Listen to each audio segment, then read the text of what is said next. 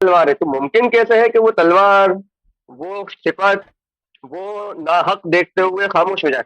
یہ ان کی صفات بالکل سے بالکل بالکل بالکل متضاد۔ ابھی اس کا جواب سن لیں بھائی، اس کا جواب پہلی بات ہے، میں آپ کو جماعت عمریہ کہتا ہوں کہ میں آپ کو اہل سنت نہیں مانتا، کیونکہ سنت وحی ہے، وما ينطق عن الهوى ان هو الا وحی یوحى، آپ سب کو پتہ ہے رسول صلی اللہ علیہ وسلم کی سنت قرآن کی طرح کیا ہے، قرآن کی طرح حجت ہے۔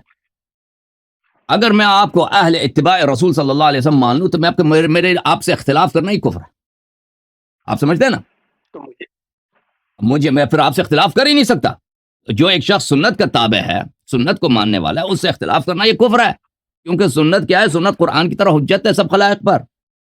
اور آپ کے پاس یہ اسم جیسے سب کچھ چوری ہو گئی اس تاریخ اسلام میں، امامت چوری، القاب چوری، سب کچھ چوری ہو گئی، یہ اسی چوریوں میں سے ایک چوری یہ ہے کہ آپ لوگوں نے اپنے آپ کا نام کیا رکھا؟ اہل سنت رکھا۔ اہل سنت جو رکھا ہے اس کی کوئی شرعی دلیل نہیں ہے، رسول اللہ صلی اللہ علیہ وسلم نے آپ کو اہل سنت نہیں بولا۔ ہمارے احادیث میں موجود ہے کہ اہل سنت صرف شیعہ ہیں، تو صرف اگر ہم اپنے آپ کو اہل سنت کہتے ہیں ہمارے پاس دلیل ہے، ہم واقعا سنت کو، صحیح سنت کو مانتے ہیں۔ آپ احادیث کو نہیں مانتے، اگر وہ آپ کے عقائد کے خلاف ہوں، آپ حدیث ثقلین کو نہیں مانتے، آپ حدیث خلیفتین کو نہیں مانتے، آپ حدیث ولایت کو نہیں مانتے، آپ حدیث غدیر خم کی وہ صحیح معنوں نہیں مانتے، اگر مجبوراً ماننا پڑے تو اس کے لفظ کی پھر غلط تعویل تحریف کر کے مانیں گے، تو آپ اہل سنت نہیں ہیں۔ اچھا، یہ اپنی جگہ پر جہاں تک اس بات کا تعلق ہے کہ امیر المؤمنین علیہ الصلوۃ والسلام نے تلوار کیوں نہیں اٹھایا بھائی، یہ کیوں نہیں ہو سکتا؟ تو میں آپ کی خدمت میں عرض کرتا ہوں کہ آپ کی اپنی کتاب سے میں جواب دے دیتا ہوں، دیکھیں کہ یہ ہو ہی نہیں سکتا، بہت ہی ہو سکتا ہے۔ ملاحظہ فرمائیے عزیزو، ان کے اپنے کتابوں میں متعدد احادیث موجود ہیں کہ خلیفہ چاہے شیطان بھی ہو، خلیفہ وقت آپ پہ ظلم بھی کرے، آپ کا حق بھی اٹھا لے اور آپ کو کوڑے بھی مارے، تو آپ اس کے خلاف کیا نہیں کر سکتے؟ آپ اس کے خلاف تلوار نہیں اٹھا سکتے۔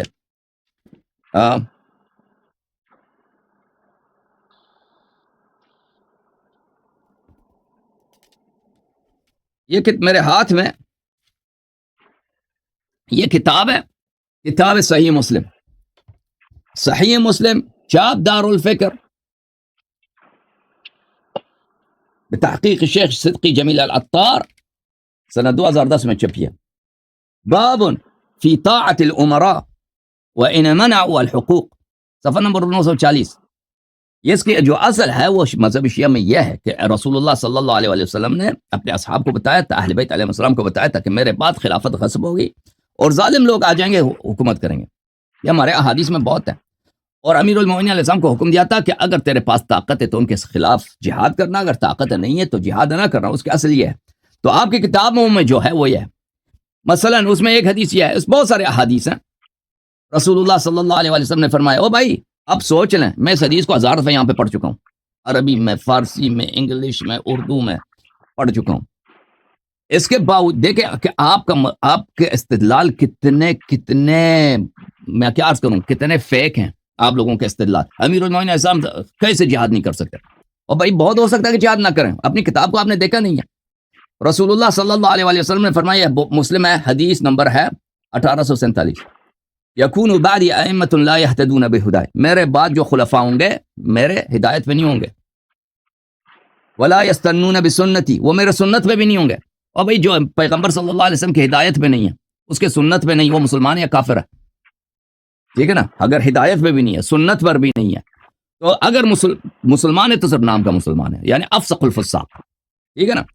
اس کے بعد فرمایا، وَسَيَقُومُ فِيهِمْ رِجَالٌ قُلُوبُهُمْ قُلُوبُ الشَّيَاطِينِ فِي جُثْمَانِ انس، ان میں ایسے لوگ بھی ہوں گے جو ان کی روح و رواں شیطان کی ہوگی، انسان کی روح میں شیطان ہوں گے۔ اور بھائی شیطان مسلمان یا کافر ہے؟ کافر ہے۔ کافر